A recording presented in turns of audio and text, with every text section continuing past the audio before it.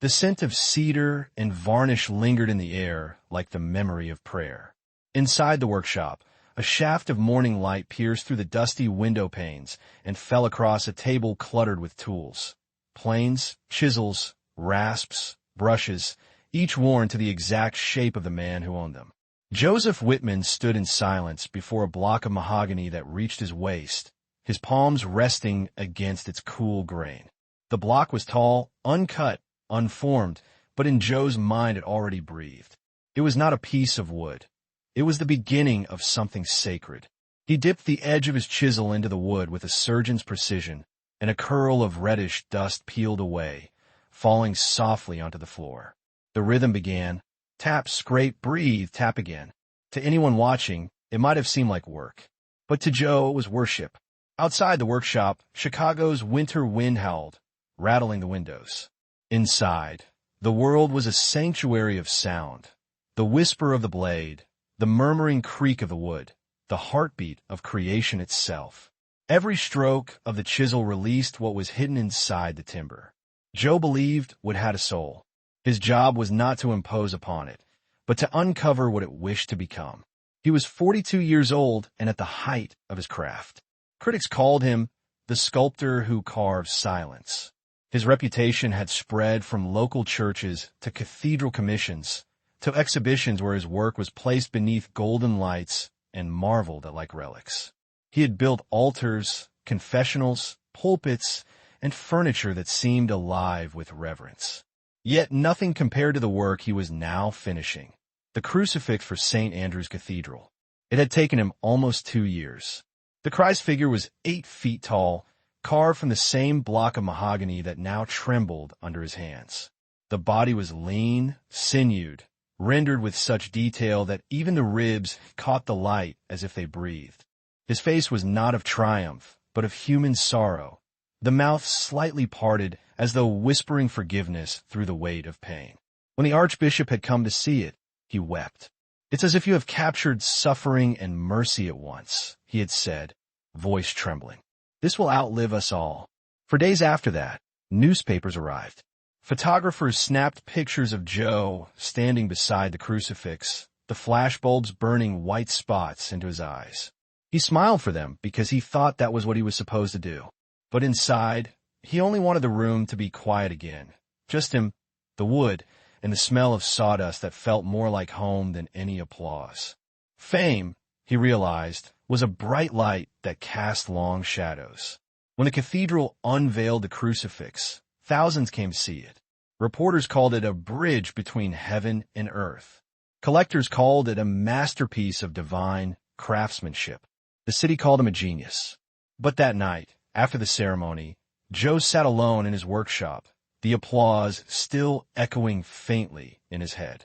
He removed his gloves, stared at his calloused hands, and whispered, "What now?" Mary would have known what to say. She had always known. His wife had been his anchor, his quietness when the noise grew too loud, his laughter when the world felt too heavy. They had met when he was a struggling apprentice, barely able to pay rent. She had believed in him before he believed in himself. "You don't carve wood," she used to tell him. "You carve stories into it." But now Mary's laughter had turned to coughing. It had begun as a simple illness, fatigue, shortness of breath, the kind of thing they told each other would pass. But when the doctor spoke the word cancer, it was as if someone had driven a nail straight through Joe's chest. For months, he tried to balance everything: the cathedral commission, the growing fame, and the endless nights at her bedside. He would spend the day surrounded by light and admiration, and the evening surrounded by the quiet beeping of machines, watching the color fade from her face. One night, Mary woke to find him carving a small wooden cross beside her bed. The moonlight caught in the tears that streaked the sawdust on his cheeks. "You should rest," she whispered. "I can't," he said. "If I stop, I'll fall apart." She smiled faintly. "Then build something that will keep you together, Joe. Build something that lasts. Not for money. Not for them. For meaning." He kissed her hand. "I promise." But promises made in grief are like wood left out in the rain. They swell, they warp, they crack. When she passed away that spring, The world that had once seemed vast and full of color became small and gray. The workshop that had always hummed with the rhythm of life became a tomb of unfinished work. He couldn't touch his tools. The smell of varnish made him sick. Even the wood that had once spoken to him fell silent. He canceled commissions. He ignored calls. He stopped opening the curtains. For a while, he sat at the kitchen table every morning with a cup of coffee gone cold, staring at the wall as if waiting for Mary to walk in from the other room. But grief is not gentle. It does not leave when you ask it to. It simply settles inside you until it becomes another piece of your anatomy. After a year of silence, Joe sold his studio. The city that once praised him barely noticed his absence. His clients moved on to younger sculptors. His name vanished from the newspapers that once printed it in bold. By the time he packed his last box, even he wasn't sure if Joseph Whitman, the master craftsman, had ever really existed. He drove west with nothing but a few tools, some old sketches, and Mary's cross wrapped in a cloth. He didn't know where he was going. He just knew he couldn't stay where everything reminded him of what he'd lost. For days, he drove through towns that all looked the same. Diners with flickering neon signs, fields stretching endlessly under the gray sky, motels that smelled of cigarettes and solitude. Eventually, he found himself in a small town in Ohio, the kind of place where no one asked questions and the nights were quiet enough to hear your own heartbeat. He rented a rundown trailer at the edge of town and built a small shed behind it. It wasn't much, a single bench, a toolbox, a single bulb that swung in the wind, but it was enough. Slowly, his hands remembered. The wood remembered him too. He began fixing small things for neighbors. A broken porch swing, a cracked rocking chair, a drawer that wouldn't close. People began to call him Old Joe the Handyman. Children brought him toys to mend. Someone even asked him to make a birdhouse. He never mentioned who he had been. When they asked, "Did you ever work with churches, Joe?" he would smile faintly and say, "I used to make pews." It was easier that way. The years passed quietly. His hair turned silver, his eyes softer. His joints ached when it rained, and sometimes the saw would slip, nicking his finger, but he never complained. He had found a rhythm again, a smaller, humbler kind of peace. He no longer needed applause. He only needed the sound of wood yielding beneath his blade. Every Sunday, he walked to St. Matthew's Church, a small brick building at the center of town. He sat in the last pew, near the back, where the sunlight spilled faintly through the stained glass and colored his hands with blues and reds. The cross above the altar was simple, rough-hewn, not like the ones he used to make. Yet every time he looked at it, something deep inside his chest stirred, a quiet ache like memory trying to breathe. Sometimes, after the service, Father Miller would stop to greet him. "Good to see you, Joe," he'd say warmly. "Good to be here, Father," Joe would reply. It was enough. But at night, when the wind blew and the trailer creaked, Joe would sometimes dream of his old workshop. He'd see Mary in the doorway, smiling, her hands dusted with flour, calling him to supper. He'd smell the varnish, hear the chisel, and wake with tears he didn't understand. He missed her, yes, but it was more than that. He missed himself, the man who once believed that every piece of wood could hold soul. And though he never said it aloud, a small part of him longed for one last chance. Not for fame, not for redemption, but simply to prove that his hands still remembered how to make something that mattered. That chance came on a night of thunder. The storm arrived without warning. Rain slammed against the trailer roof like nails. The sky flashed white, then black again. In the distance, a loud crack echoed through the town, followed by a deep rumbling collapse. When the morning came, people gathered at St. Matthew's Church and gasped. The great wooden cross above the altar, the heart of the church, had fallen. The lightning had split it clean in two. The once sturdy beams now lay shattered across the pews, as if the heavens themselves had tried to break it. Father Miller stood among the debris, his expression heavy. "We'll need a craftsman," he said quietly. "But the church can't afford much." The townsfolk shook their heads. Contractors quoted impossible prices.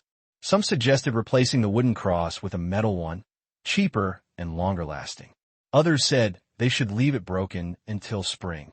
Joe stood in the back, silent, his hat in his hands. He looked at the splintered remains and felt something stir. The same ache he used to feel when looking at an uncarved block of wood. It was as though the cross itself was calling him. He hesitated, his throat dry, then raised his hand. "I can fix it," he said. The room turned. A man in the front row snorted. "You, Joe? You make birdhouses." Joe didn't flinch. "Wood's wood," he said softly. "Let me try." The laughter was awkward, uncertain. But Father Miller, after a long pause, nodded. "If your heart's willing, Joe, the Lord will guide your hands." And just like that, something within him that had been asleep for years began to wake. That night, as the town went dark, Joe unlocked the church door and stepped inside. The air was damp and cold, carrying the faint scent of rain and ashes. The moonlight slanted through the broken windows, falling across the fragments of the fallen cross. He touched the wood, his fingertips tracing the fractures. The oak was strong but scarred. It would take time. It would take patience. It would take belief. He took a deep breath, picked up his hammer, and set it gently beside him. The sound of metal on wood echoed softly through the church. The heartbeat of a man finding his faith again, not through prayer, but through creation. And as he began to work, the first curl of sawdust drifted to the floor like a snowflake, marking the beginning of something that neither he nor the town would ever forget. The wind outside howled against the stained glass, but inside, under the soft flicker of a single candle, Joseph Whitman, once forgotten, once broken, began to carve again. His hands trembled, but his soul did not. Somewhere far away, thunder rolled, the sound of heaven turning its gaze toward an old carpenter rediscovering grace through the grain of wood. He didn't know yet that what he was building was not just a cross, but a bridge between who he had been and who he was about to become. And when dawn came, spilling gold across the floorboards, the hammer in his hand no longer felt heavy. It felt like forgiveness.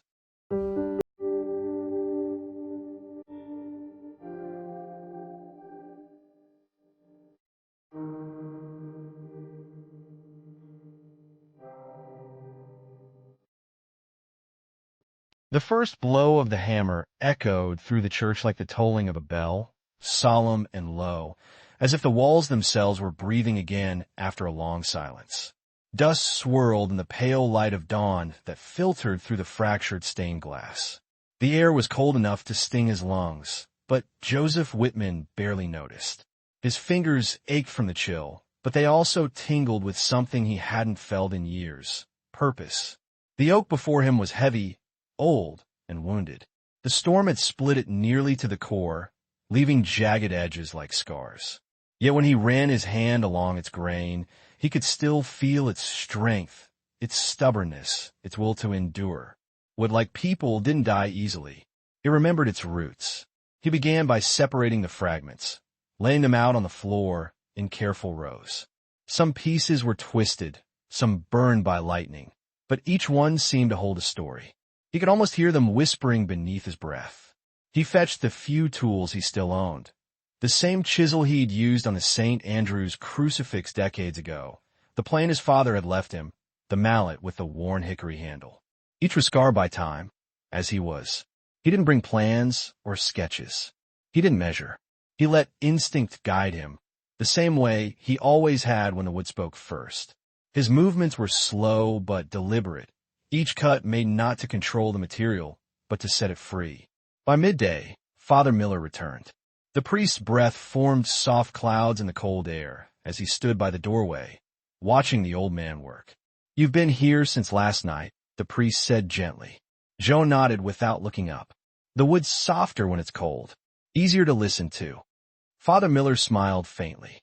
"You make it sound alive." "It is," Joe murmured.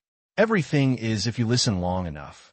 The priest lingered a while, then left him in peace. Outside, the snow began to fall again, thick flakes drifting past the stained glass, dissolving on the cracked windowsills. Inside, Joe kept carving. He lost track of time. Hours folded into each other. His hands found their rhythm again. The scrape of the plane, the breath between strikes, the brief pause to feel the grain beneath his fingertips. At times, his vision blurred from exhaustion. He leaned against the altar, feeling the throbbing in his wrists. He was 72, and his body reminded him of it with every motion. But each time his arms trembled, he thought of Mary, her voice, her faith in him. Build something that lasts. The words pulsed through him like a heartbeat. In the evenings, townsfolk would peek through the open doors to see what he was doing. They never came close. They whispered among themselves like spectators at a strange ritual. "He's crazy," one said. "Waste of time," said another.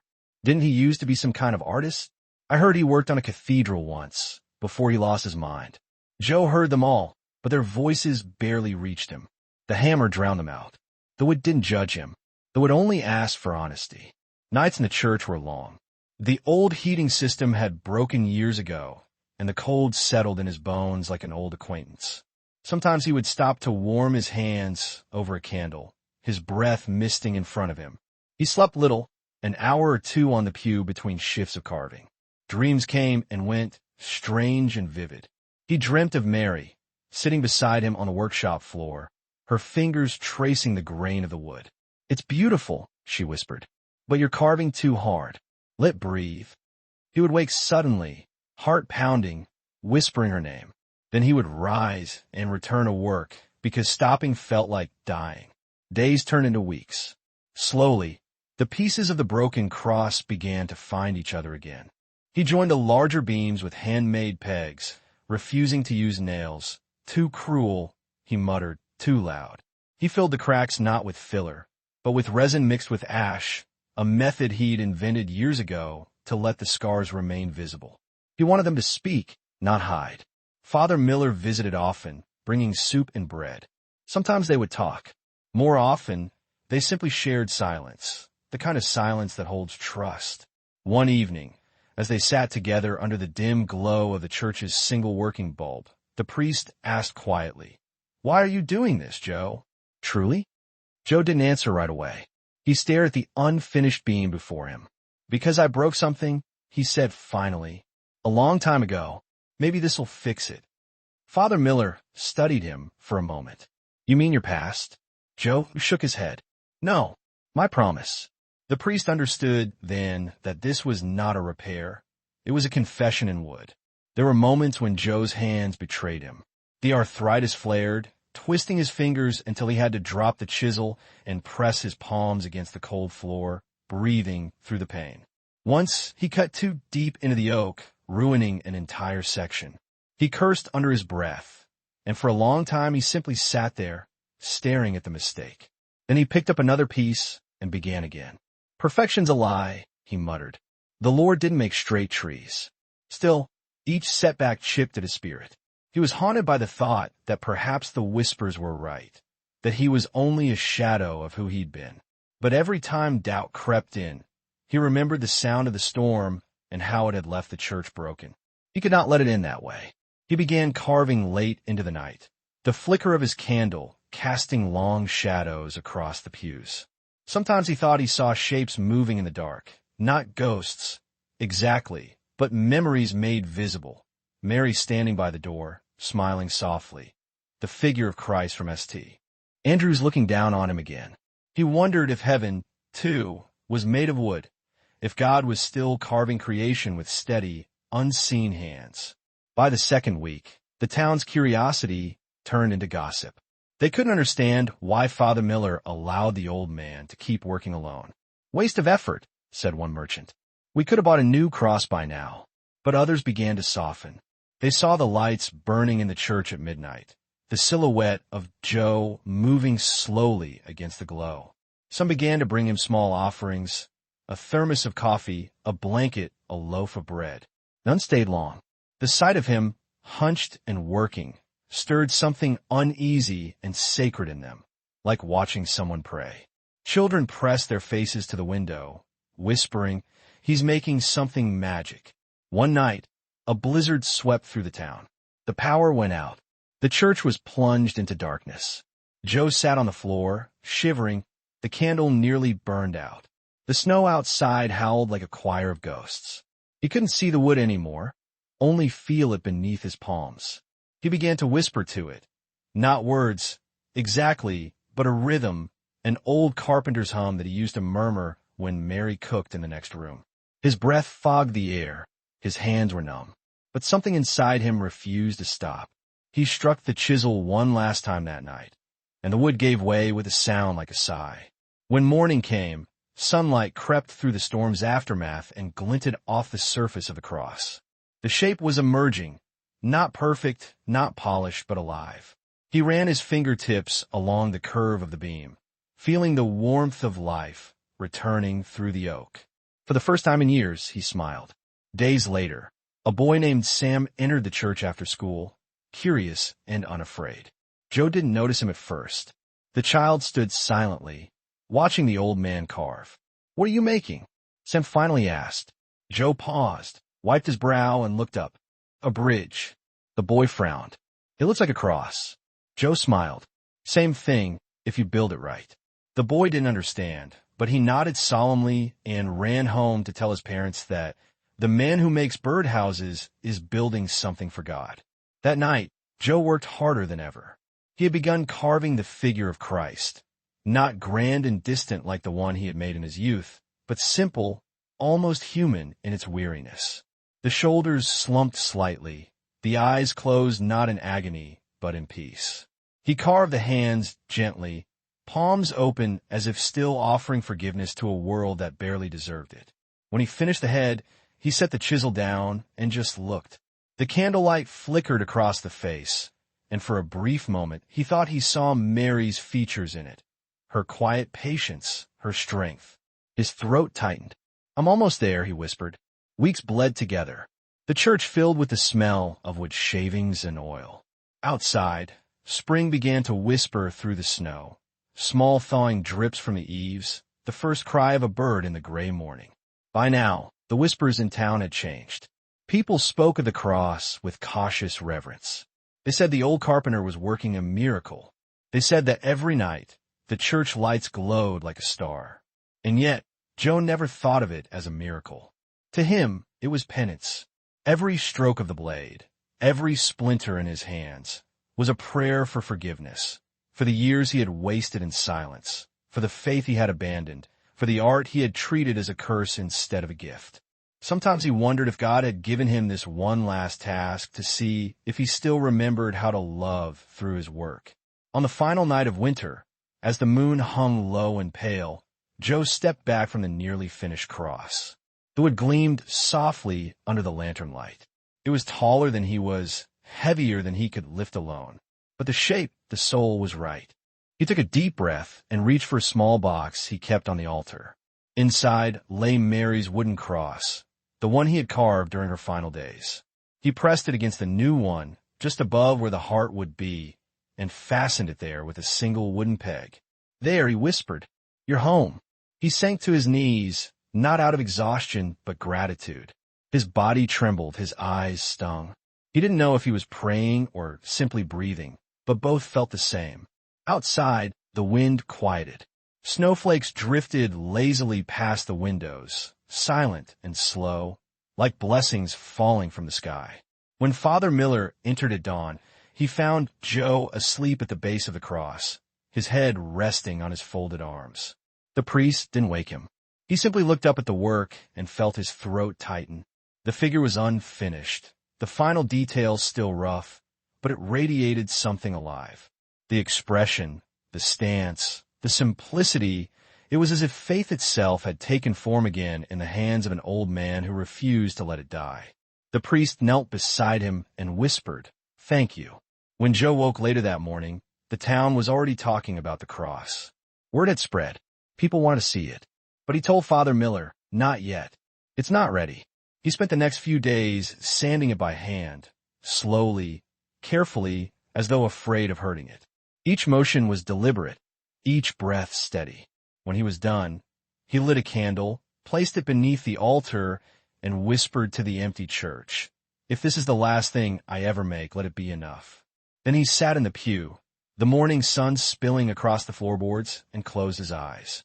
For the first time in years, he felt peace, not the hollow quiet of loneliness, but the full silence of something completed.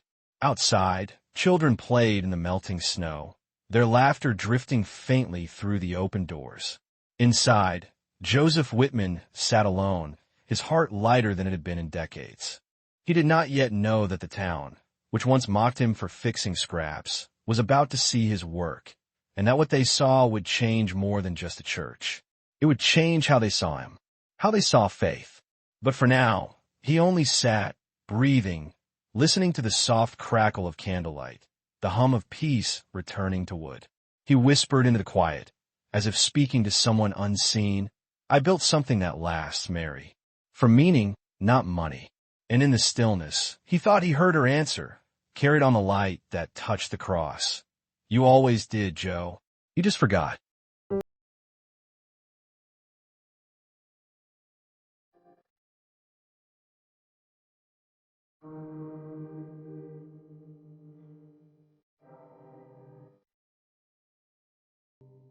On the morning the doors were finally opened, the town came early, as if Sunday had arrived 2 days ahead of schedule, and everyone was too curious to pretend otherwise. The light was thin and milky. Breath hovered in small clouds as people gathered on the steps, pressing gloved hands together, whispering the way people whisper outside a delivery room, equal parts hope and fear. Father Miller moved through them gently, smiling, a caretaker ushering in his flock. The hinges sang a tired note as he pulled both doors wide. Beyond the threshold, dust turned to glitter in the beam of morning, and the first pair of boots clicked against the stone. Joseph Whitman stood off to the side, near the last pew on the left where he always sat. He had put on a clean flannel and the one good jacket he owned, a coat with a missing button his fingers had never gotten around to replacing. His hands were bandaged in small places from the weeks of work. A fresh nick along the thumb had stained the gauze a rust color. He had not stepped forward. He did not explain. He simply watched the way a father watches a sleeping child open its eyes for the first time. People trickled in, and then suddenly they rushed, an intake of breath rolling through the nave like wind through tall grass. It began as a hush, and then layered into gasps, and choked little sounds that tried to be words but weren't strong enough to stand. The cross rose from the altar as if it had always been there, but now it had the quiet authority of something reborn. The oak glowed, softly even in cold light. The figure upon it did not seem to hang so much as lean toward the room, listening. The eyes were closed, and yet every face felt seen. A child, Sam, with his single crooked shoelace, walked straight down the aisle and stood with feet planted and arms stiff at his sides, looking up like someone receiving a secret. His mother called his name once, and then let it be. Beside her, an old woman reached into her purse for a tissue and never found it. She pressed the heel of her hand to her chest instead and nodded, as if someone had told her she had been right all along. A man who owned the hardware store, loud, practical, not much moved by symbols, took off his cap and held it, not knowing where else to put his hands. "It's the cracks," someone whispered. He left the cracks. He had. They ran like rivers across the wood, filled not to vanish but to speak, midnight lines set against the warmer grain. Even the peg that held a small, darker cross over the heart, Mary's cross, was visible, a small punctuation in the sentence of oak. Father Miller was crying before he knew he had begun. He wiped his face with the sleeve of his robe and smiled the way people smile when they realize they are exactly where they are supposed to be. "Who did this?" a woman asked at last, not in challenge, but in awe.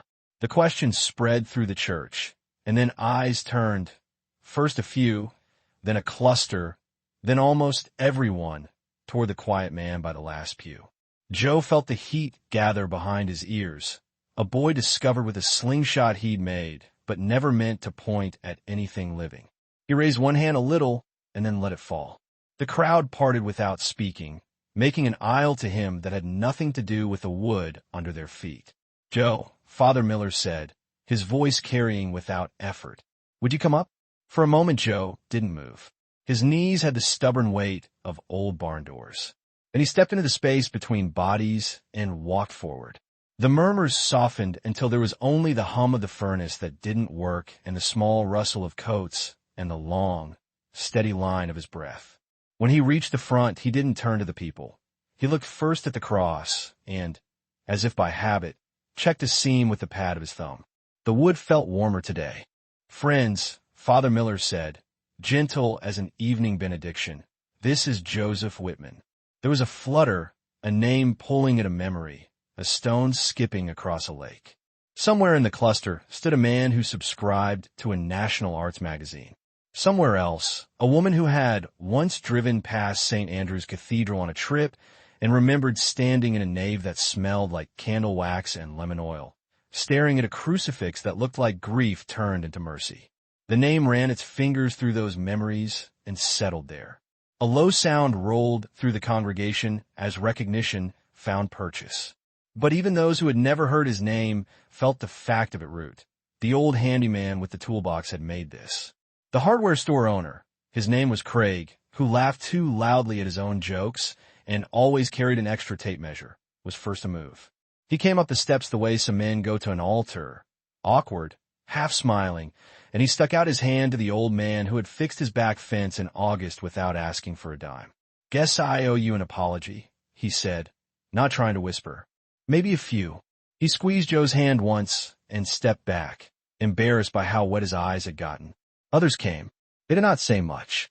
One by one they touched Joe on the arm, the shoulder, the sleeve of his jacket, little anchors thrown from shy boats.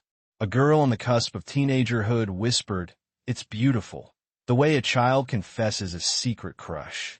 The old woman who had lost her tissue found it and pressed it into Joe's palm instead.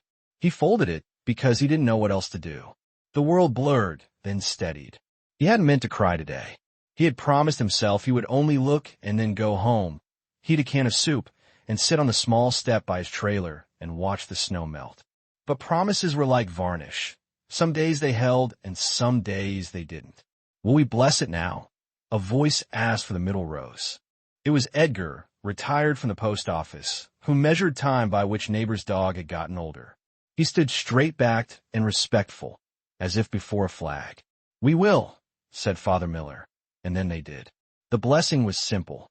The priest's hands lifted and lowered, words traveling like water poured from one vessel to another, finding their own level. He did not mention genius. He did not mention fame. He said only gratitude and service and the way beauty makes room for the broken to sit down and rest.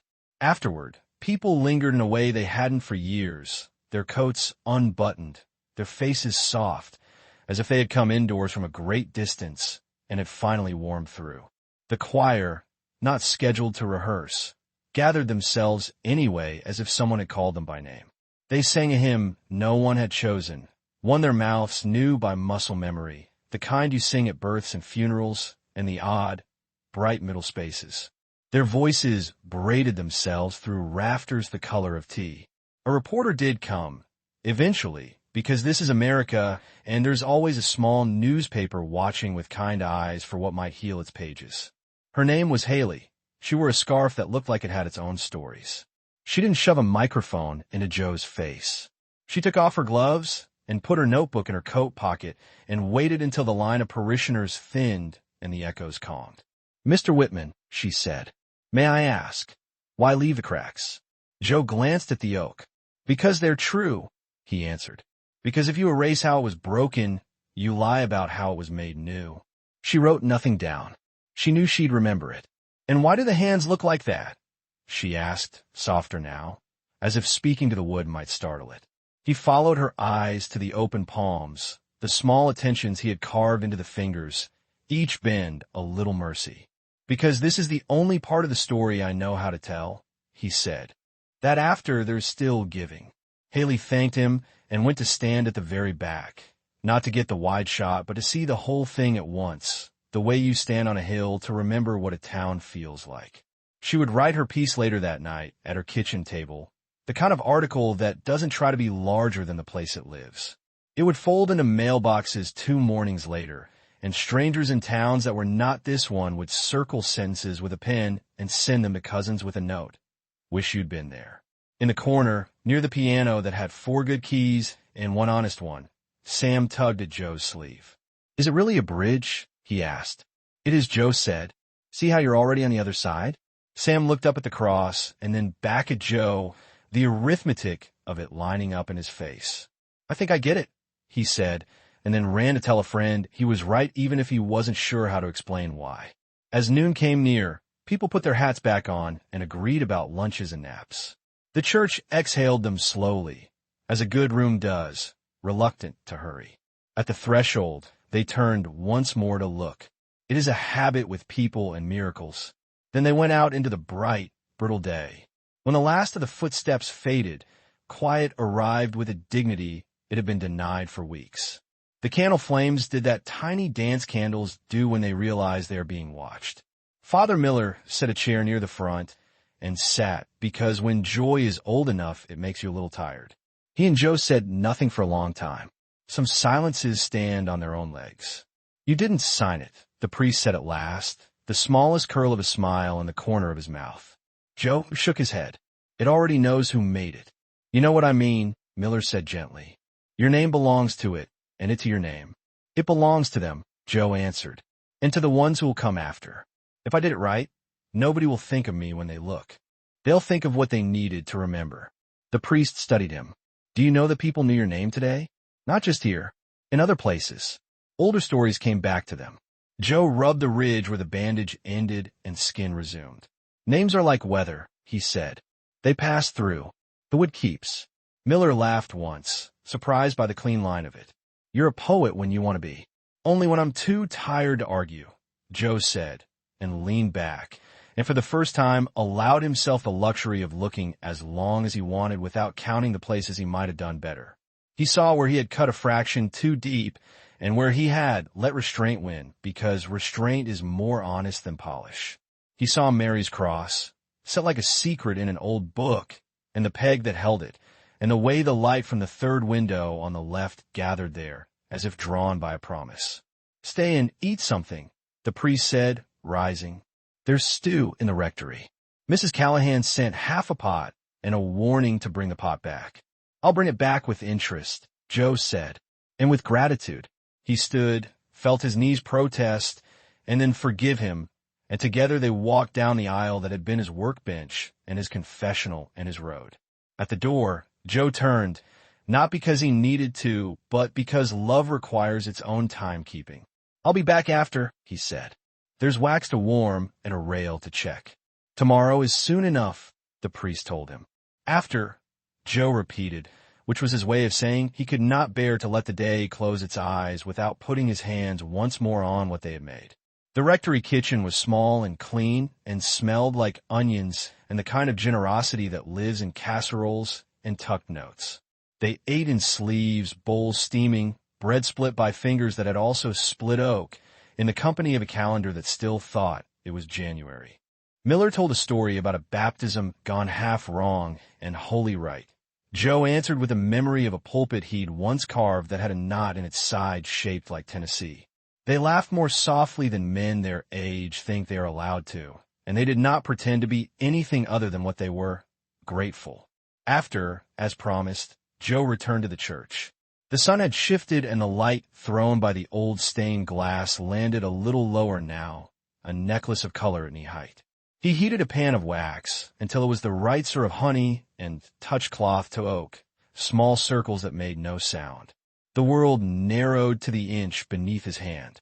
He had not realized until this exact moment how long he had been holding his breath since Mary died. It felt like years measuring themselves in small, starving lungfuls. He let that breath go and did not fetch it back. The release left him briefly dizzy. He set his palm against the beam and felt, as clearly as if he had lifted a latch, a door open inside of him and light find a path it had forgotten. He did not hear the door at the back when it opened. He did not hear the footsteps until they were close. He turned and found Craig, the hardware man, hat in hand again, eyes less sure. "Joe," Craig said, "I said an apology earlier. Didn't feel like enough." "You shook my hand," Joe answered. "That's a good measure." Craig looked down at his boots. "I told my boy last week you were wasting time. Told him sometimes old dogs don't learn the trick, and you let him rest." He swallowed. "He was the one who told me I was wrong. Said he'd seen your light on when we drove past, and that anybody who stays that long must be making something worth it. He held out a box then, wrapped in plain paper. It's not much. New set of carving cloths and a brace of pegs I had turned for a project I never did. If they fit your work, use 'em. If not, keep 'em until something asks for 'em.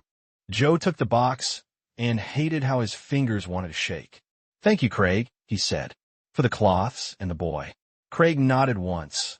A man who needed to go before his face betrayed him. At the door he stopped.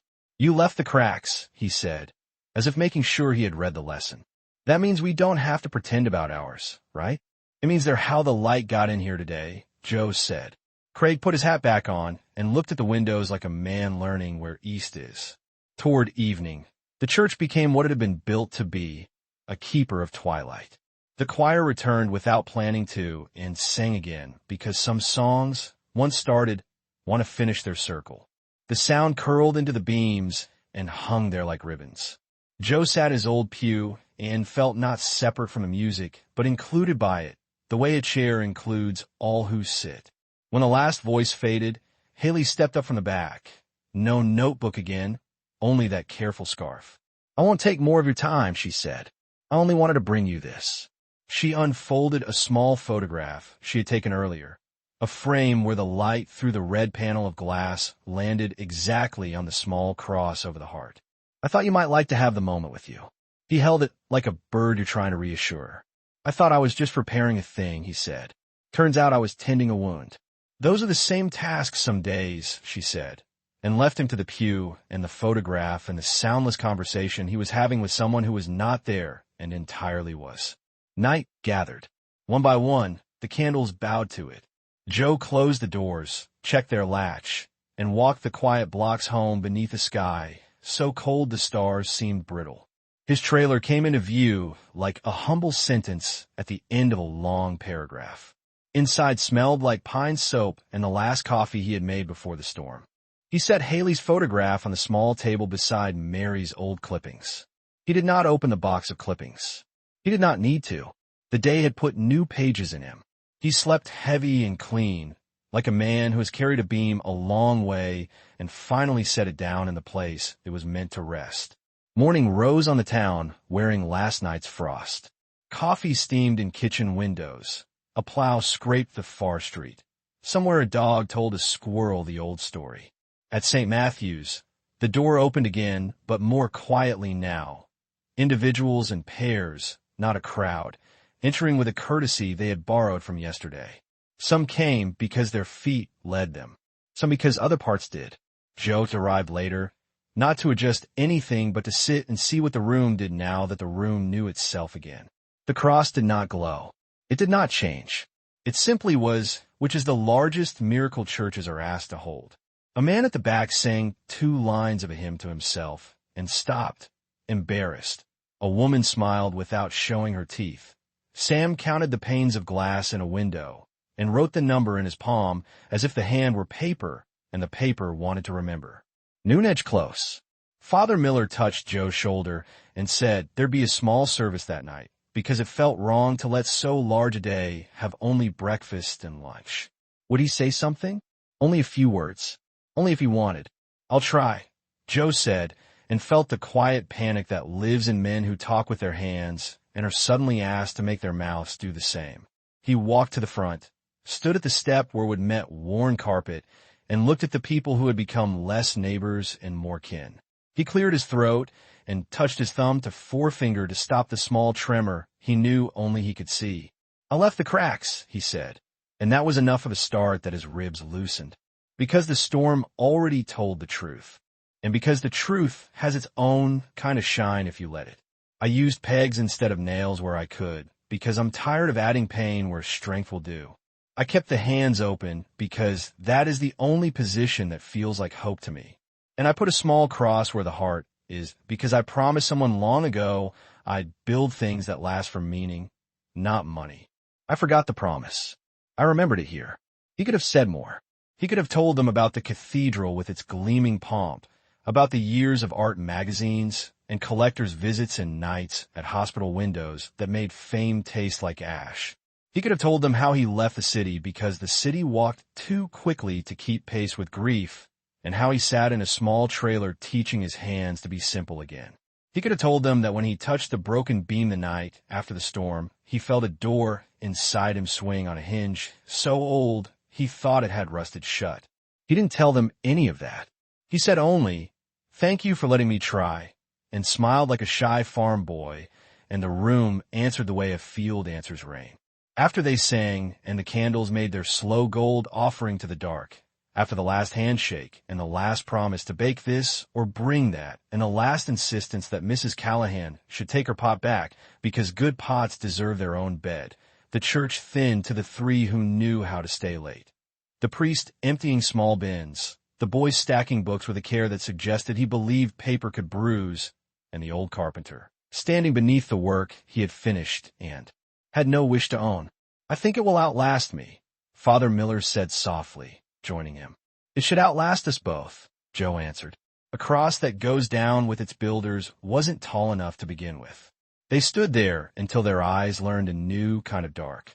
When they left, Joe ran his palm down the side rail one more time, the way one pets a horse before closing a stall.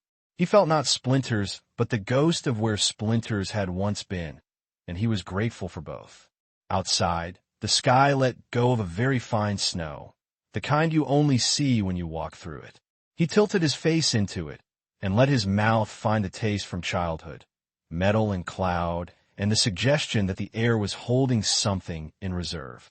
He did not know yet that Haley's small article would fold its way across counties, or that the cathedral would send a letter with a crest he would not open for days, or that a van from School of Art would pull up 2 towns over with students who wanted to watch a man sand a rail because they had forgotten that craft can be a liturgy. He did not know that Craig's boy would start taking apart broken radios and put them back together with wires showing on purpose because someone had told him the cracks were invitations, not failures. He did not know that a widow who hadn't sung since the spring her husband died would hum at her sink tomorrow morning and not stop until her kettle boiled itself dry. He knew only that his hands, which had been heavy for years, felt useful again, and that usefulness was its own prayer. He slept that night with the bedroom window open a finger's width to let in a sound like quiet bells. In the morning he woke before his alarm and sat on the edge of the bed and laughed once, short and disbelieving, the sound a man makes when he realizes the thing he asked for in a voice too small to hear has been given, and the receipt says paid in full. The day after that would bring visitors and requests and a question he had not expected, and he would answer it the only way he knew how, with wood and time and a patience he had not known he still owned. But for now the town lay under a clean sheet of white. The church breathed softly in its sleep, and the cross kept its small, faithful watch. And somewhere, because stories insist on this, an envelope was already on its way, stamped and creased, with a return address in a city whose streets Joe could still draw with his eyes closed. Inside it, a single sheet and a line that would tilt the next days in a new direction, an invitation that was either a temptation or a blessing, depending on which window you read it under. He would open it tomorrow. He would stand at his counter, the steam of his coffee rising like fog over a river, and he would read it twice, and the old weather of his name would pass overhead again, and he would have to decide whether to stand under the rain or watch it from the porch. He would call no one. He would walk to the church and sit with the cross until the paper's voice softened into something the room could understand. He would make a choice, but that is for another chapter. Would you like me to continue with Chapter 4 next, following the letter's arrival, the pull of Joe's former world, the town's response, and the way the cross quietly insists on the shape of his answer, again in a continuous 3-0-0-0 word flow with the same cinematic tone?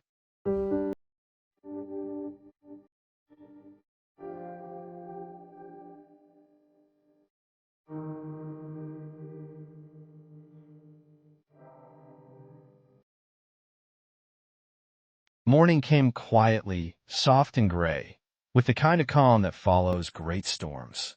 The frost on the trailer's window caught the light and shimmered faintly like the dust from a long-forgotten workshop.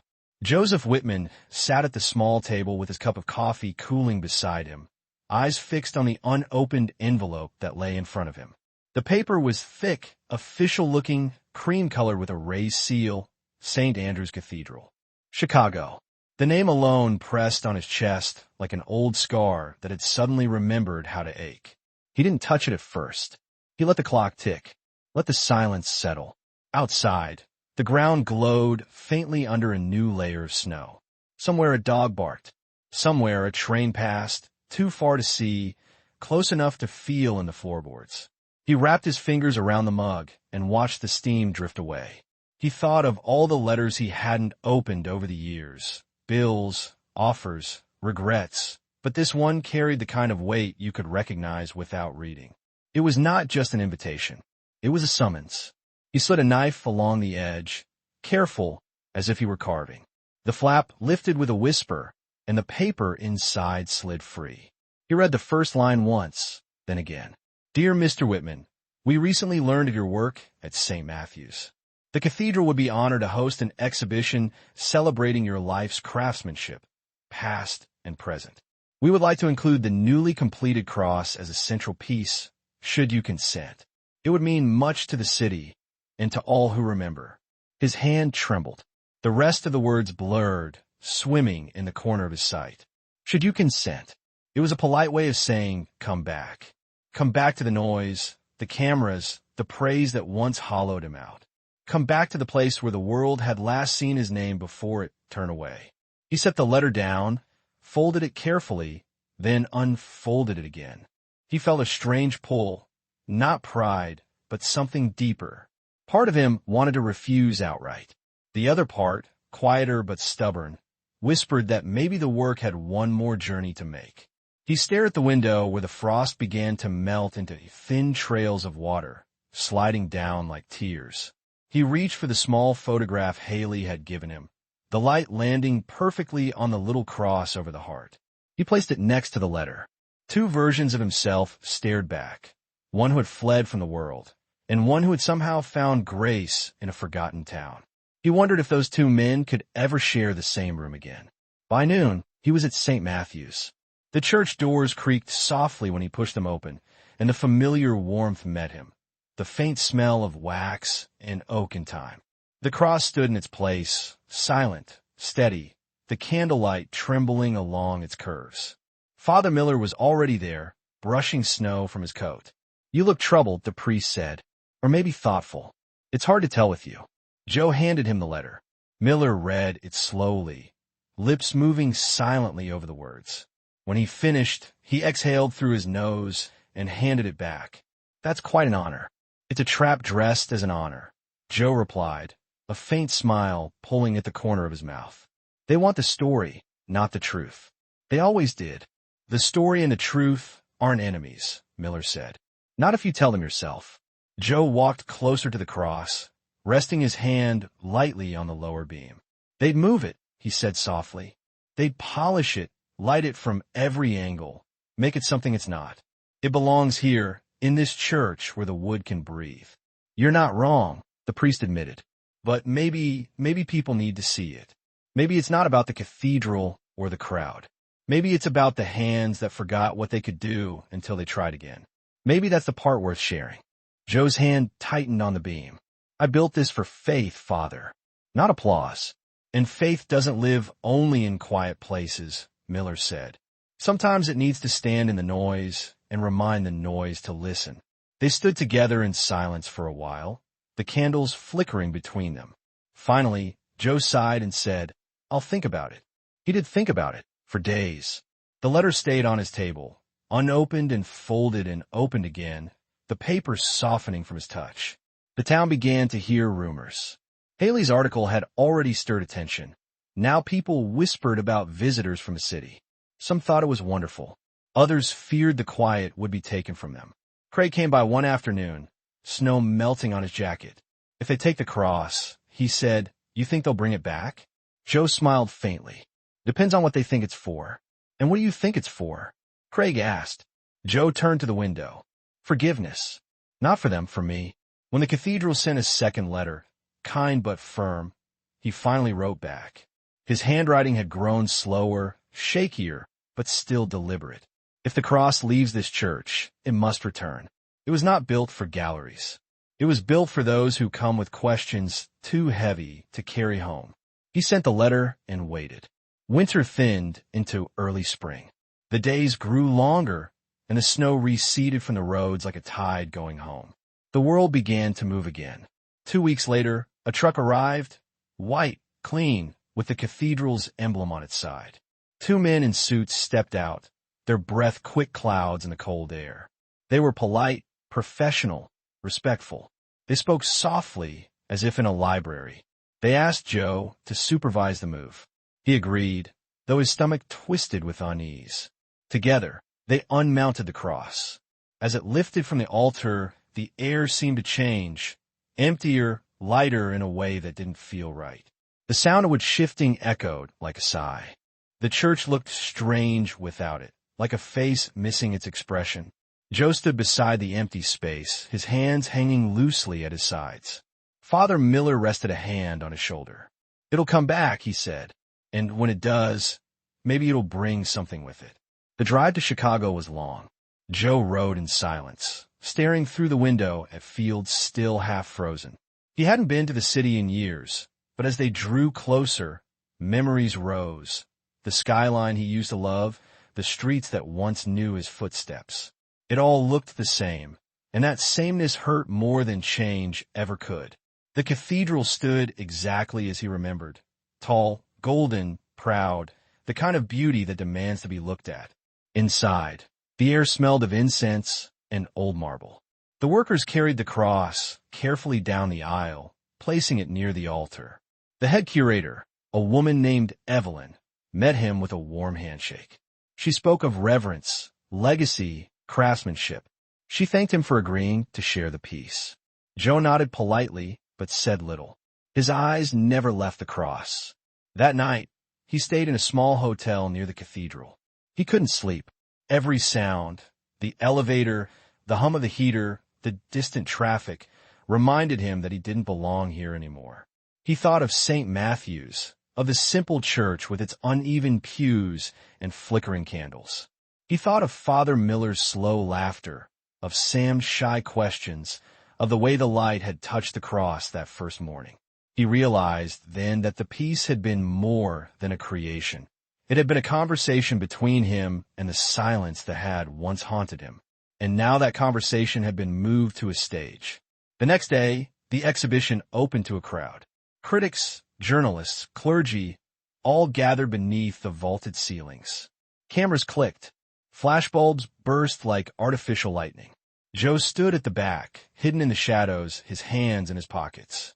He watched people look up at the cross, and though they admired it, though they praised its craftsmanship, he could see what they missed. They saw beauty, not mercy. They saw art, not the ache that had shaped it. Evelyn approached him with a radiant smile.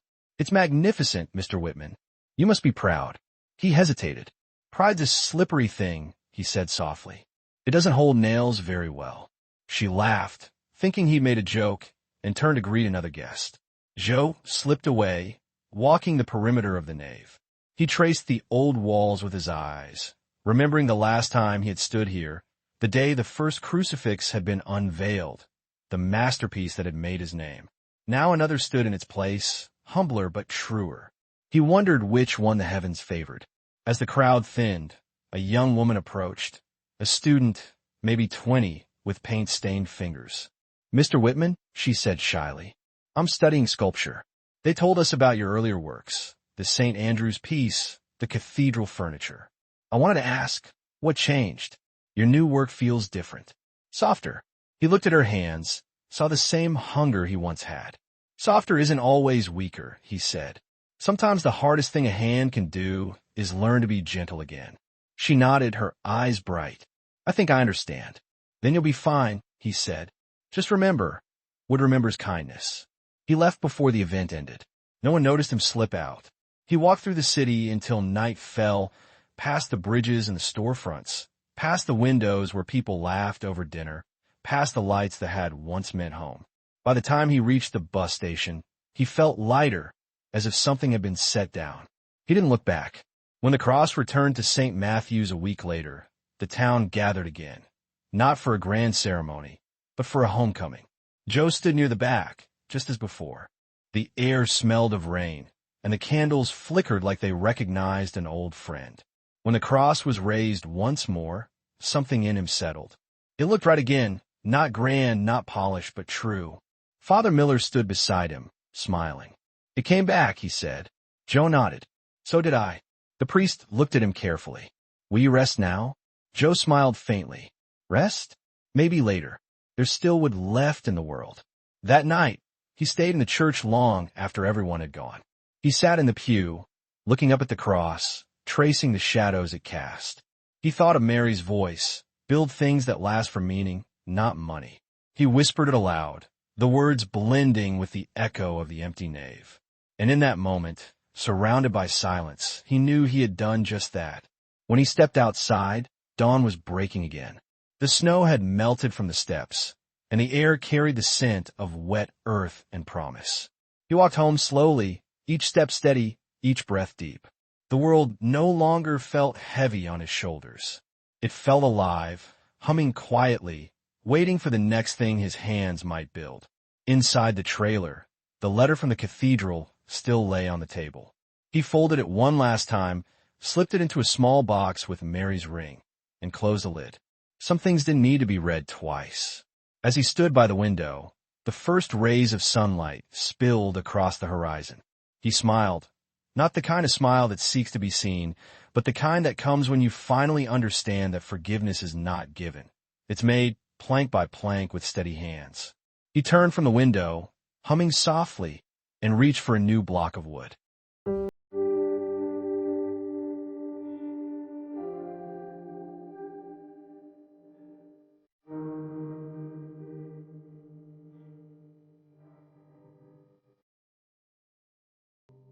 The months that followed were gentle, the way late spring can be when the earth still remembers winter but chooses not to speak of it. The air warmed slowly, the light stretched longer each day, and the sound of birds returned to the mornings like laughter finding its way home. St. Matthew's Church breathed easier now. The cross stood steady, the wood aging beautifully, taking on that quiet sheen that only time can polish. The scent of oil and oak had blended into the walls, so that anyone who entered felt it without knowing why. A kind of calm that made them walk softer, speak slower, sit longer. Joseph Whitman no longer worked through nights the way he used to. He still visited the church every morning, bringing with him a small cloth, a jar of wax, and the slow rhythm of someone who has nothing left to prove, but everything left to cherish.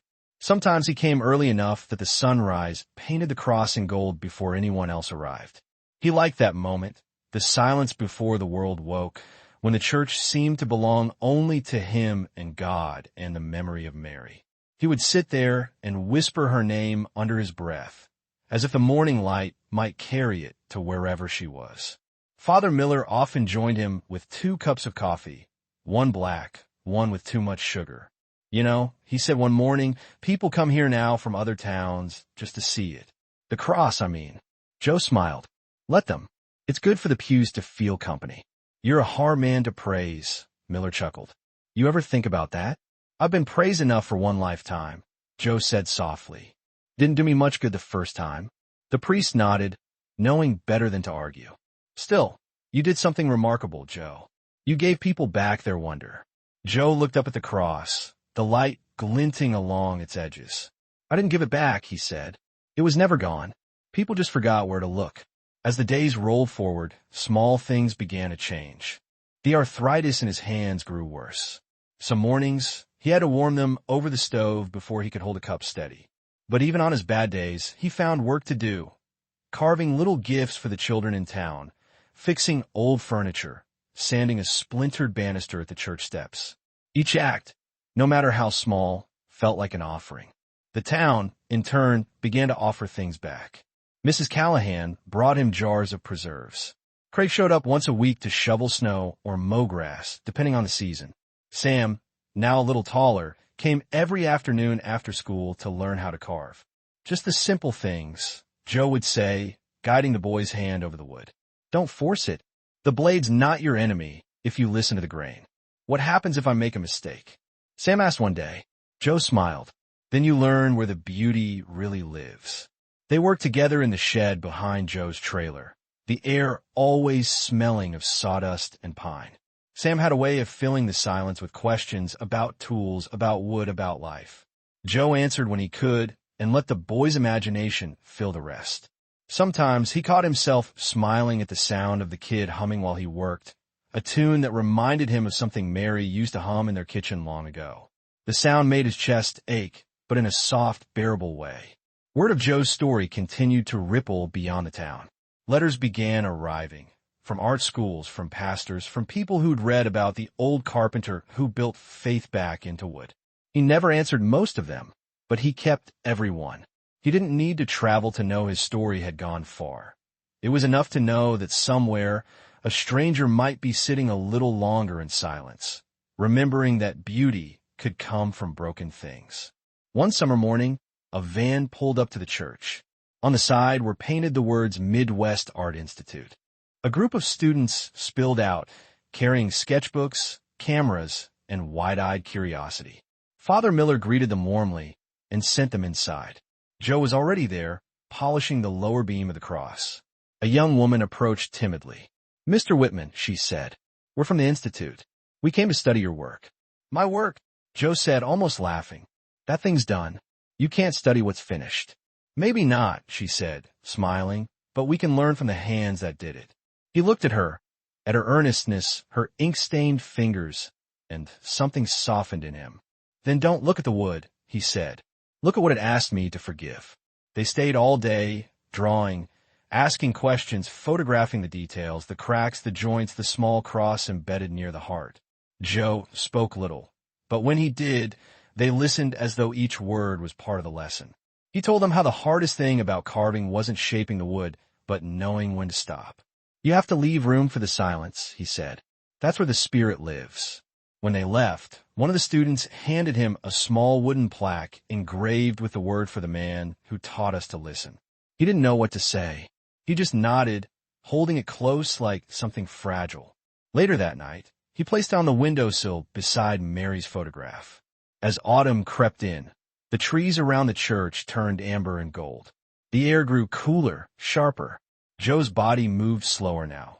Sometimes he needed Sam's help just to carry his tools. But he didn't resent it. He had begun to see aging the way he saw wood, as something that only grew more honest with each line, each mark. One evening, as they walked home from the church, Sam asked, "Do you ever miss the city?" Joe took a long breath before answering. "I miss the sound of it sometimes, not the noise, but the rhythm, the way life moved too fast to think. Back then I thought I was chasing time. Turns out, time was waiting for me to slow down." Sam frowned, trying to understand.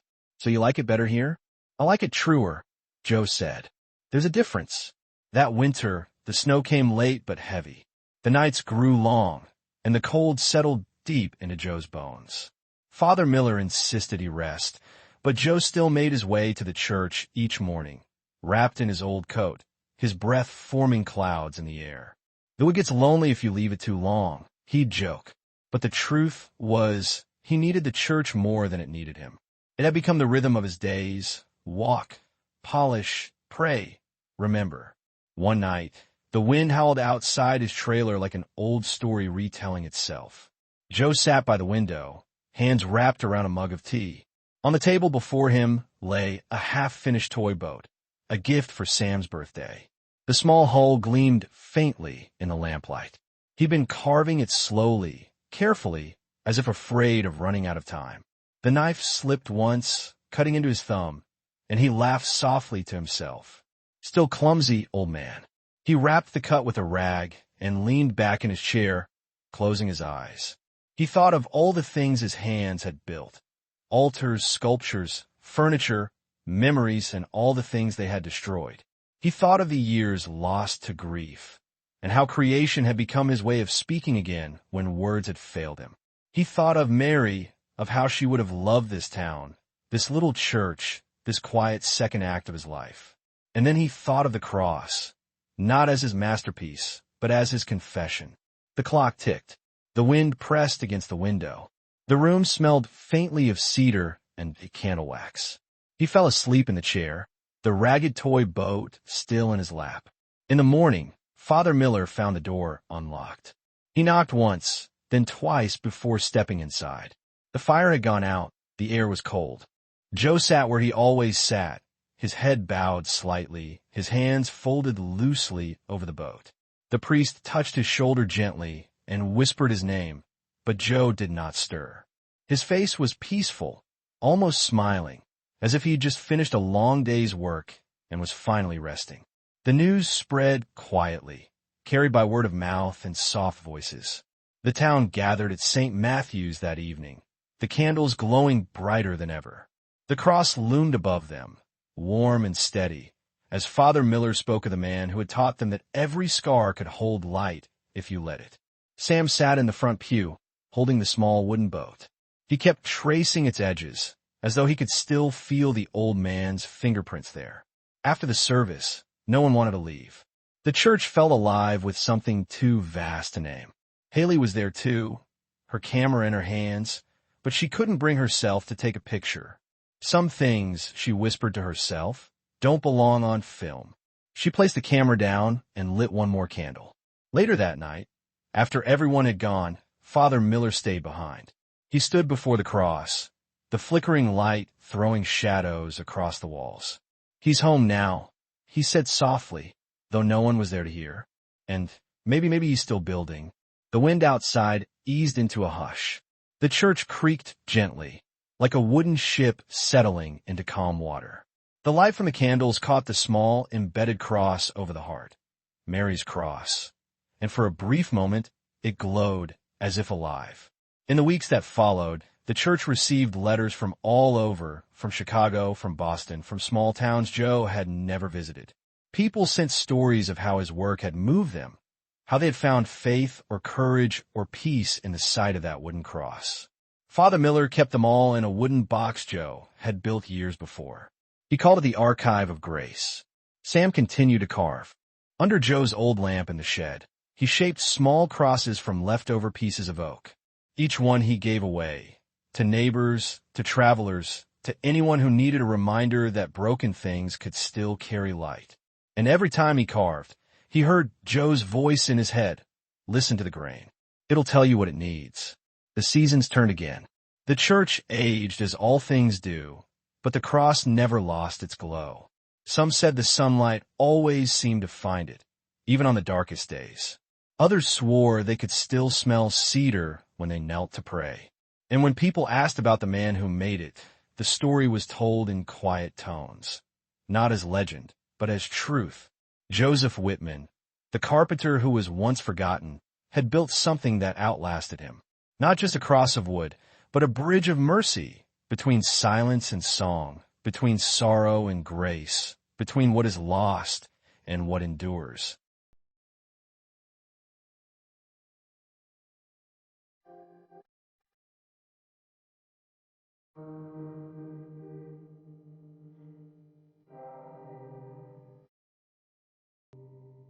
The first spring after Joe was gone arrived shyly, as if unsure whether it was welcome. Snow withdrew from the church steps one thin ribbon at a time. Meltwater threaded along the curb, catching the sky in quick, bright shards. Children who had learned to whisper in winter rediscovered how to run. On Sunday mornings the nave filled earlier than it used to, not because a new spectacle had come to town, but because people had begun to remember that showing up, quietly, routinely, was itself a kind of prayer. The cross presided without presiding, the way a steady tree presides over a yard where birthdays and arguments and reconciliations all take place beneath it. The wood had deepened in color, and in some lights it seemed to drink the sun rather than simply reflect it. Those who knelt near the first row said the same thing in different words. It felt alive. Father Miller started keeping a small tin box beneath the pulpit. Folks would slip notes into it before or after services. Thanks, questions, names of the ill, pieces of folded paper with the word help written in a hand that had tried to be plain. Once a month he brought the box to the back pew and sat for an hour reading them one by one. Sometimes he answered. Sometimes the answering was only a long breath in a deep room. He called the box a conversation. In his mind, he addressed the replies to two recipients, God and the old man with bandaged thumbs. Sam kept coming in the afternoons. At first, he came out of habit, then out of need. He was taller now, angles where there had been rounds, a little awkward in his bones the way a young tree is awkward when it outgrows the stake that steadied it. He wore the same concentration he'd always worn, the look of someone rehearsing how to do a thing right without pretending he would never do it wrong. He swept the aisle. He dusted the rails. He polished the lower beam of the cross with small circles, letting the cloth talk to the oak until the oak answered back with a soft sheen.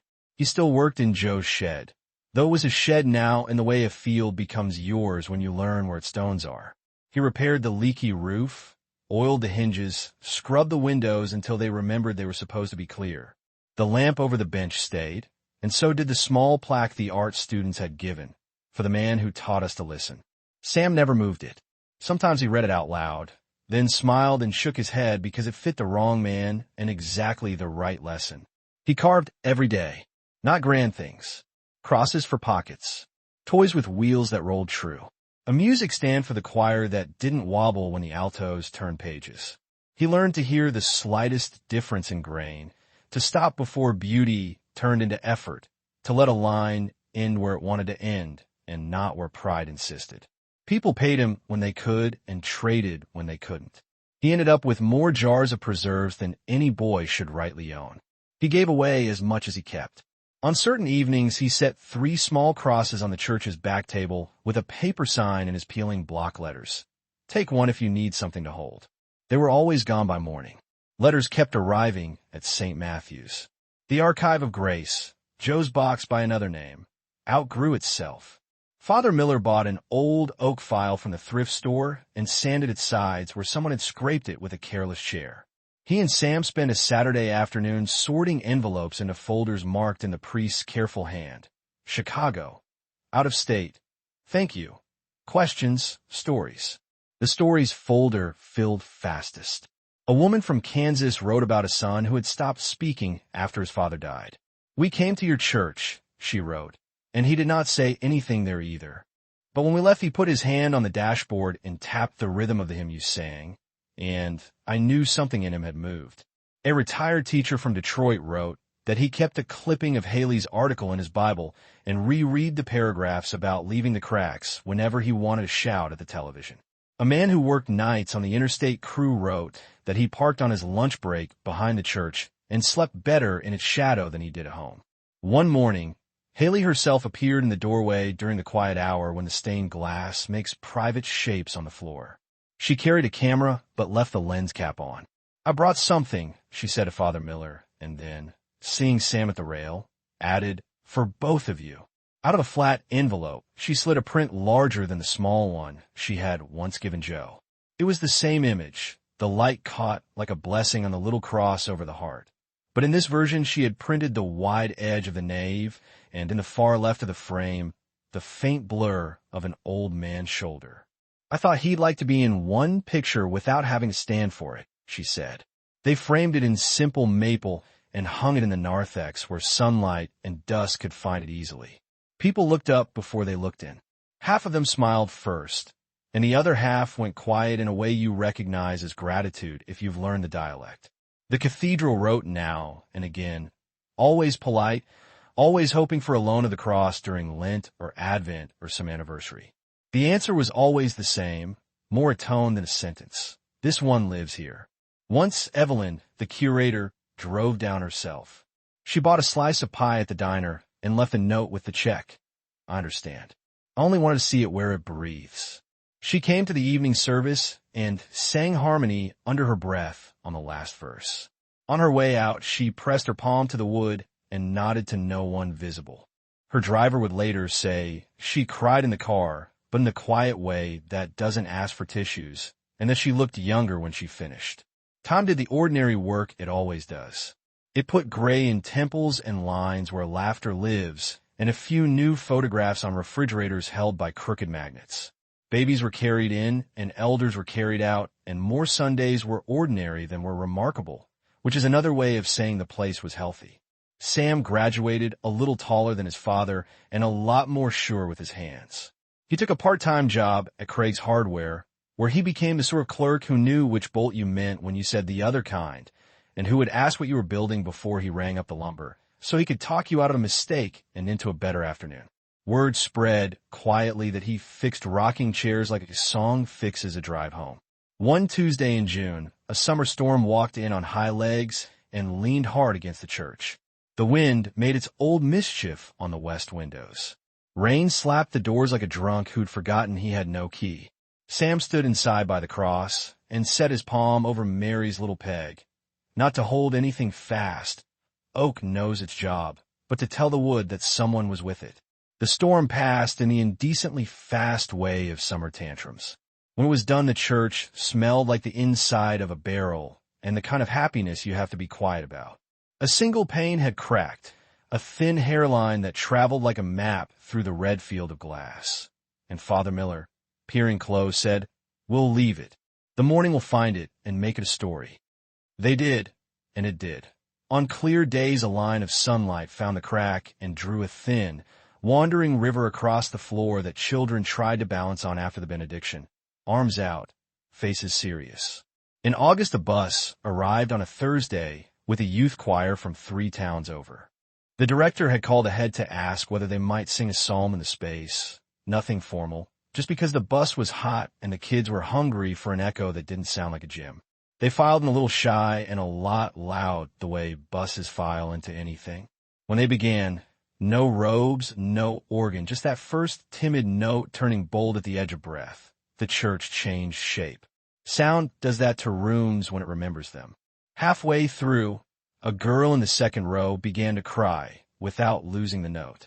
The boy beside her put his hand on her back and kept singing, and the director, who had been a director long enough to know when to ignore and when to move, did both perfectly.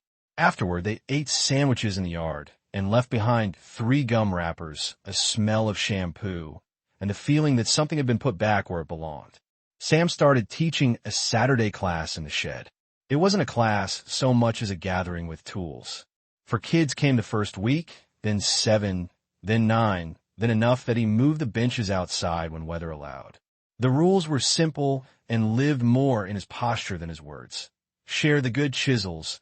Apologize to the wood when you force it. Leave your pride on the shelf with the extra nails. They learned to make simple boxes with lids that fit, picture frames that didn't pinch their photographs, and small boats that floated in the creek behind the cemetery if you didn't mind getting your shoes wet. When someone cut too deep, and someone always cut too deep, Sam would lean in and say, "All right, then. Let's see where the beauty wants to live now." Parents lingered at the edges, pretending to help with clamps, and secretly taking home a sentence they hadn't expected to learn. One evening in early fall, Craig showed up at the shed with a long, wrapped bundle and some nerves. "I found them in a box I never got around to unpacking," he said, palms suddenly too big for the package. Figured they belonged where a story could use them. Inside the paper lay Joe's old plane, the mallet with the hickory handle, and a square whose brass edge had been polished by years of pockets. "He gave them to me for a week," Craig said. "I kept them the length of a winter. Been meaning to." He didn't finish. Sam didn't make him. He took the tools one at a time, set them on the bench the way you set photographs upright after moving, and rested his hand on the plane's handle until the day's noise left it. "They'll work," he said, which in their language meant "thank you, and I will try to deserve this." The shed got a new sign that fall. 2 words burned into oak by a patient iron: Whitman's bench. People smiled when they read it, in the way you smile at a coincidence that turned out not to be a coincidence at all. No one made speeches about it. The sign did its work in small muscles. Spine straightened, shoulders settled, hands remembered to be deliberate. If a stranger asked who Whitman was, somebody would point toward the church and say, "A carpenter," in the tone you reserve for names that don't need their adjectives anymore. Winter returned, as it always does, withholding and then all at once generous. A week before Christmas, the nave filled with green, fir branches tucked along the rail, a wreath that outlived 2 sets of candles. A woman who had never joined the choir stood up from the back during the 3rd hymn and sang in a voice like good wood. Simple, strong, surprised by itself. Children in paper wings raced and tripped and cried and ran again. During the vigil, When the lights went down and the small flames drew their tiny constellations from pew to pew, the line of fire reached Sam's hands, and he turned to share it with the boy beside him, one of his Saturday students, who took the light as if it could bruise and held it as if it already had. The cross above them did what the cross always did. It offered nothing flashy and everything necessary. On a Tuesday in late January, the morning came blue and brittle. Haley sent a clipping, this time not her own writing, but someone else's, a column from a paper in a different state about a church that had decided to keep the cracks in its stone floor after a repair because the pastor had read a story about a carpenter somewhere who had taught a town to tell the truth about broken things. The column did not say the town's name. It did not have to. Father Miller tucked the clipping into the stories folder and went to sweep the front steps, smiling at the way influence behaves when no one is chasing it. In March, Mrs. Callahan died, having outlived every casserole dish she ever owned. At her funeral, people laughed in the right places and cried in the ones they had not planned. After the graveside prayers, Sam went back to the shed and made a small, plain box with a lid that slid into its groove with the unceremony of a good door closing. He set it on her daughter's kitchen table with a folded note, for recipes and the other things that don't want to be forgotten. The daughter traced the lid, then the letters of the note, and said she didn't know recipes could ache. "They can," Sam said, and left her to her mother's handwriting. Spring again, this time confident. The hairline crack in the red window sent its thin river across the floor, and toddlers practiced walking on it like a tightrope. One of the art students returned alone and sat in the back with a sketchbook. She drew the same square of wood a dozen times and only got it right on the last page, which is how squares behave when they suspect you of arrogance. She left the sketch, not the best one, but the first, on the back table with a note. "I went into sculpture because of an article about a cross in a town I couldn't find on a map. I think I found it. Thank you for existing where I could find you." In late summer, after the evening service that never quite kept its own schedule, Sam and Father Miller sat in the last pew on the left with the back door open to admit a reasonable number of moths. The air smelled like cut grass and warm dust. Crickets rehearsed for whatever it is crickets believe is opening night. "I keep thinking about how to end the story when people ask me for it," the priest said. "They want an ending that points, and I only have endings that rest." "Rest is a direction," Sam said, surprising himself a little with the sentence. "It points to staying." The priest nodded. "I could preach that." "You've preached worse," Sam teased, and they both laughed in that low, companionable way that doesn't ripple the candles. They watched a single beam of late light climb the cross and pause at the peg over the heart, as if it had arrived at the station it meant to arrive at all day and could sit a minute now, thus hung in it like a slow parade. The wood looked more itself than it had at noon, which is another way of saying the room had given it back its name. "Do you ever wish you'd met him earlier?" the priest asked. "I met him when I needed him," Sam said, and, after a moment, added, "and when he needed me." They stayed until the light let go and the room returned to its customary shade of kind. They closed the back door and listened to the latch find its home. The crickets continued their doctrine. Somewhere on the street, a dog negotiated with a mailbox. They walked out together, locked the front, and stood a moment on the steps the way people stand on the front steps of any place that knows their weight. In the years that followed, the town changed and didn't. A grocery closed, and another opened with narrower aisles and better peaches. Children learned to count to 20 in the time it took their parents to find their keys. New hymnals arrived with spines that cracked like polite knuckles. The cross darkened a shade and then held. The peg over the heart stayed bright where fingers found it. Visitors came and went. Some took photographs. Some didn't. Most stayed longer than they meant to and left without saying everything they had thought, which is the mark of a good room. When people asked for the story, the version they received depended on where they stood when they asked. If they asked in the nave, Father Miller told it from the beginning, the way priests who love their people tell anything, as a sequence of gifts disguised as problems. If they asked in the yard beside the cracked red window, he told it as a weather report, storms, clearings, the long, useful gray in between. If they asked in the shed with the lamp buzzing and shavings curling like little scrolls, Sam told it in shorter words. He would say, There was an old man who had made a very beautiful thing once, and then forgot why he knew how. A storm broke our cross. He remembered. He built this. He died like a man who had finished the day's work. We keep doing the small parts. People nodded at that. Some asked to hold a tool. He always let them. On the 10th anniversary of the day the cross was lifted into its place, the church marked it with no banner, no printed program, only an extra loaf at the coffee table and a hymn that had fallen out of fashion and felt new again. During the final verse, Sam looked up and found Haley standing at the back with her camera down, smiling the smile of someone who has refused to earn a living at the cost of a life. After the service, she hugged him in a way that didn't get in the way of his arms and said, "It's still here." He said, "It always will be," and the sentence sounded like a promise only because both of them already knew it was a fact. When the day lay down and the nave grew blue and then bluer, a single moth tapped the glass where the smallest panel stayed warm longer than the others. The air was ordinary. The quiet was not. The cross, rising from its altar, held the last light of evening for a heartbeat longer, then let it go without regret. Dust settled. The pews cooled. The room remembered its secret, that nothing loud had ever been necessary. In the shed, the lamp clicked off. A hand set down a chisel where a chisel liked to sleep. On the bench lay 3 small crosses with twine through their tops, waiting for the next pair of palms that needed something to do besides worry. A note leaned against them in the same peeling block letters as always. Take one if the day feels heavier than your pocket. Night widened, but not like a wall, more like a door. Somewhere a train said its name to the tracks, and the tracks answered yes. Somewhere a window went dark and then light again because someone remembered the thing they had meant to do and decided to do it now, before morning could forget for them. Somewhere, because this is true in all towns, someone cried without dramatic furniture and then stopped, not because the grief had ended, but because the body had.